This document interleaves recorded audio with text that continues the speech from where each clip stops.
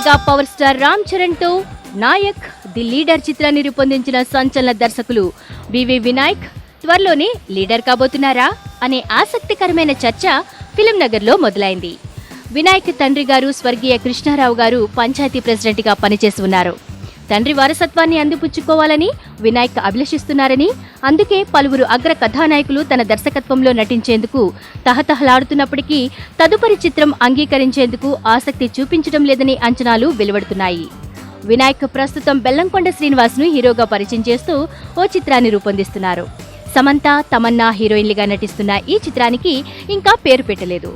మరి దర్శక నాయకుడిగా తెలుగు సినీ పరిశ్రమలో చక్రం తిప్పుతున్న మన వినాయక్ రాజకీయాల్లో కూడా తనదైన శైలిలో రాణించాలని కోరుకుందాం.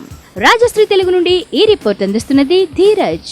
మరిన్ని వినోదాల కోసం వెంటనే సబ్స్క్రైబ్ చేసుకోండి మీ రాజశ్రీ తెలుగు.